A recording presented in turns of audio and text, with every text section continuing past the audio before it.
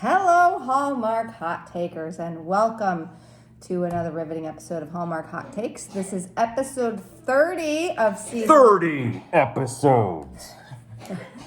where we watch, rate, and review all of the countdown to Christmas movies from the Hallmark Channel. And here to explain the rating system for the second to last time this season. If you don't catch it this time, if you don't catch it the next episode, you'll be lost. And if you don't know about the rating system by now, there's no hope for you. You're not a real fan. We really want to make sure that everybody understands. It's candy cane based rating system.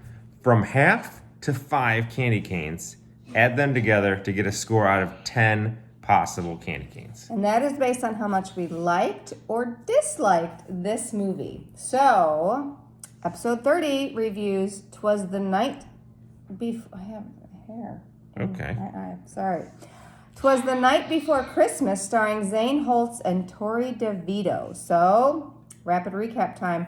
Let's meet Madison, who is an actress and want-to-be director, who is directing a play called The Trial Before Christmas in the town of Troy, New York. And it is a one-night-only play that will take place on December 24th. And this is a play about who actually wrote the famous play, 'Twas the Night Before Christmas. Was it Clement Clark Moore or Henry Livingston Jr.? So what happens is this play goes into a trial of who really wrote it, and then the audience is the jury, and they're supposed to decide. Classic whodunit. Classic whodunit.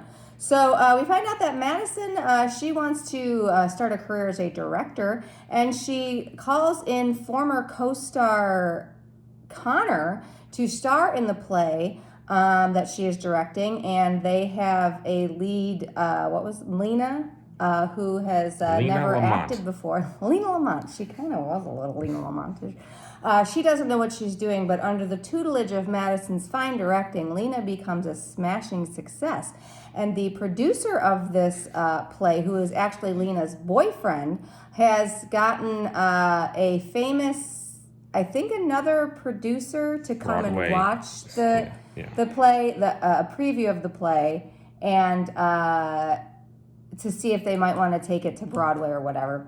And this actually gets Lina a part in a bigger production that she has to leave immediately for, leaving Madison no lead. Well, Madison's a former actor, so who do you think is going to take over as the lead? And as this is all going on, it is clear that her and Connor, being former co-stars, definitely have feelings for one another. And it's clear that Connor really only took this gig so that he could be closer to Madison. Yep. So, they flirt a little bit, and there's like a little romance in the play. And opening night comes, and throughout the productions, these two guys, these old guys who have just been showing up in costume, to play the ghosts of Clement Clark Moore and Henry Livingston. And they show up randomly, and nobody knows who they are, but they put them in the play. And the night of the play, they're supposed to call them as their own witnesses. And, of course, Henry Livingston doesn't show up, but Clement Clark Moore does and tells his side of the story about why he was the one who wrote it. And the jury deliberates and finds that Clement Clark Moore is the actual author of this poem. But then we see on the balcony, Henry Livingston shows up. They're both ghosts, of course, and they argue about who really wrote it. And when we find out that this play is going to be performed in Troy, New York every year, Henry Livingston says, "I'll get you next year." So it's like this ongoing thing, because apparently this is where this story originated, and the town has a debate about who really wrote it, and there's a Victorian festival, and there's a lot in the leaving out. But anyhow, at the end of the thing, Madison is going to start her career as a director, and Connor's going to leave acting to spend more time with his daughter and become the lawyer that he's always wanted to be. And him and Madison kiss, and that is 'Twas the Night Before Christmas. What a wonderful recap. I don't know that it really made any sense.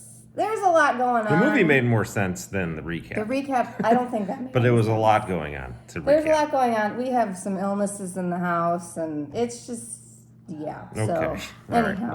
Let's get to the review. All right. Let's move on from that trash recap into the Likes or dislikes. Likes and dislikes. Where are we going? Tell me where we're going first. Dislikes. Dislikes. there was a part where they were walking down through downtown Troy, which is all set up because apparently there's this Victorian festival in this town. So it wasn't weird that these guys were like dressed up. Yes. Just for the record. And it was only snowing on half the screen, and I thought that was a little... I did not catch that. I wanted to know, they never really stated, other than what I assumed, is why Connor did this play. Did he just do it as a favor? I think so. To Madison because they were friends? I think so, because he had no, like, there play wasn't, like, or anything. trying to get his career back on track or something. So it was very odd that he flew all the way from Los Angeles to Troy to do this play, other than he wanted to be with Madison. I think that was what you were supposed to imply, but I would have liked that stated a little bit more explicitly. Okay.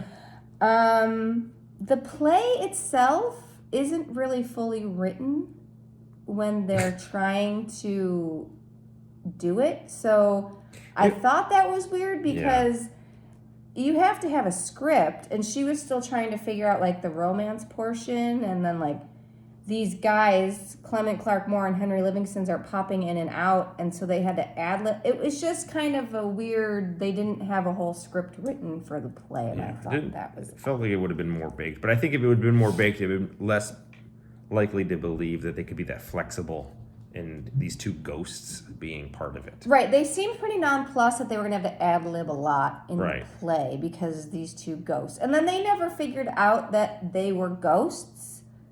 So... I think if they would have gone around saying they were ghosts, then there would have been even more problems. Well, right, but where do they think these guys just disappeared to? And like, oh, we couldn't get a hold of them because no one can get their contact information. It was a little bit strange. You can't go around saying that there are ghosts. Sure you can. These guys literally popped up from the floor of the stage. No, they didn't have those special effects in this Troy production of this off-Broadway play. All right, what else you got? I believe that, so in the beginning of the movie, Lina Lamont. And I can't stand her. She was really bad and really annoying. Horrible. And really, like, they kind of made her out to be a little bit stupid. Yes. And then under the direction of Madison, she learns her lines. And then she does this complete 180, which I thought was a little bit unrealistic, given the fact that it doesn't seem like she's acted ever before. It was a hand model. Right. She was a hand model, right. So, like, she's never really... And then she gets the second lead in this huge production in New Zealand based... I think she should have been a little bit better, and then it tipped her over, not so bad. Right. And I think that would have been more realistic. Or, like, maybe she was, like, too big for her britches, and then she brought her down. You know what I'm saying? It just didn't ring true that this woman who's never acted real in her life is now, it just did this complete 180, and I thought there was a better way to get her out of the play if you wanted Madison to take over. I think she was so bad. I didn't like that aspect, and then the 180. I agree with that. Also, at the end, where in the hell was Livingston? Where was Livingston? Well, Clement Clark Moore sent him on a wild goose chase and told him there was a party in Poughkeepsie, and there really wasn't, so that's why he didn't show up at the trial. Again, it was a little bit confusing. That was confusing. All right, you got any more dislikes? No, I did not. All right, let's like. No, okay. I don't. Let's like it up. I liked this Victorian festival that the town of Troy did. I did too. Everyone dressed up in their Victorian best, and I thought that was really great. That was kind of cool. Great googly. That was great. That was Madison's catchphrase from a part she did when she was a kid, great googly. So every time someone sees her, they're like, "You're the great googly girl." It was really funny.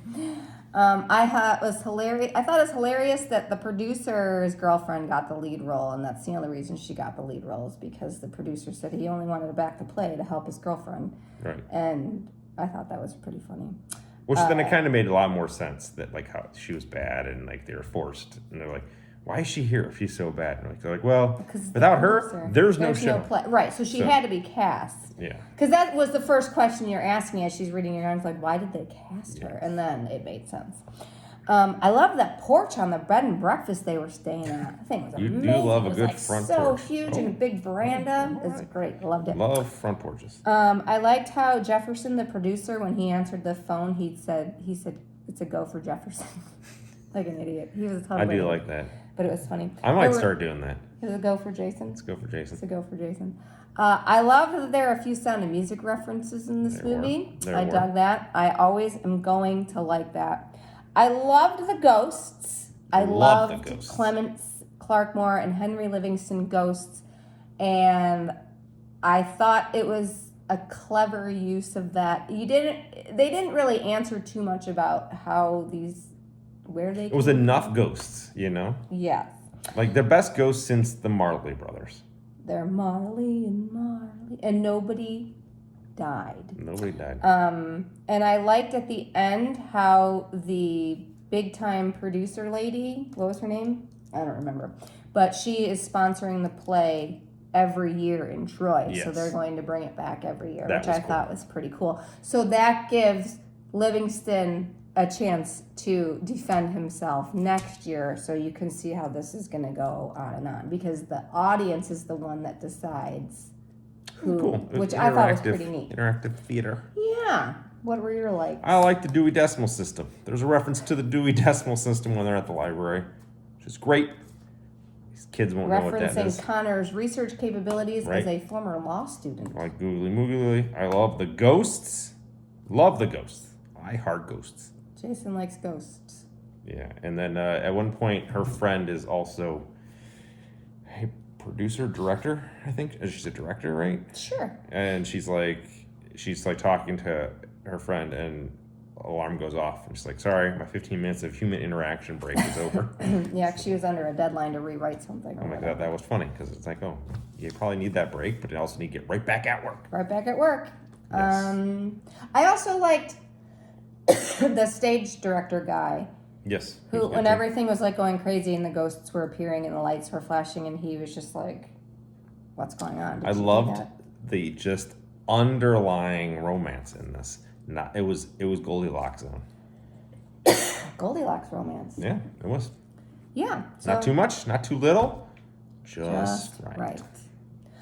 No forced drama or tension, which was great. Nope, It was no just lies. kind of a lighthearted offering. It's lighthearted romp. A little bit difficult to believe some of it. And the ghosts weren't the most unbelievable part. It was definitely Lina. All right. But Lina what are you giving Lamont. it? I can't stand them. I am going to give it 4.5 candy canes. Wow. I really liked it. I really like this one. That is a great rating. I really enjoyed this one. I am torn. But I actually did really like it, but I gotta ding it a little bit for being slightly confusing, so I'm only gonna give it a 4. You're confusing. That's not nice. 8.5 candy canes. That's a great rating. That is a very good It was a rating. great offering, a good rebound from where we were yesterday, or whatever. No, we were good yesterday. Heritage was good. Oh yeah, Heritage. Oh yeah, that's right. We did have a rebound. So that's an 8 and then an 8.5. So yeah, this is let's gonna see. probably get in the 7th range. Yeah. So Good. All right. Good for that one. Good job. 'Twas the night before Christmas. This is the night before our last movie. 'Twas the night before it's all over. Yeah. You want to do a preview? The last one. All right. Okay. So One remains. Can you guys even believe it? This is the last movie called. It's a Hanukkah movie. On the 8th night, there was this movie. No, on the 31st night, there was this movie. Hanukkah on Rye, starring Yale Grobglass, Jeremy Jordan, and Lisa Loeb. Lisa Loeb. It's got to be the Lisa I don't Loeb. know if it's Lisa Loeb. What was she from? Lisa Loeb in 9 Stories. She was a singer, right? Yeah. Wasn't she the... I only hear what isn't she the song? Yeah, I hope so. We'll find out. Matchmaker Molly and Jake... Oh, wait. Hold on. Excuse me. A matchmaker connects Molly and Jacob, but their new romance is put to the test when they realize they are competing deli owners. Oh, yes. Will a Hanukkah miracle... Isn't a Yenta a matchmaker? Yes, I believe so. Okay. If I've learned anything from the Goldbergs, that is an accurate statement. The Yenta The Yentas. connects them, and they're rival deli owners? Rival deli Dude, I owners. love deli sandwiches. This is going to be fantastic. But do you love rival delis? I'm going to find out. All right. Good night. Peace.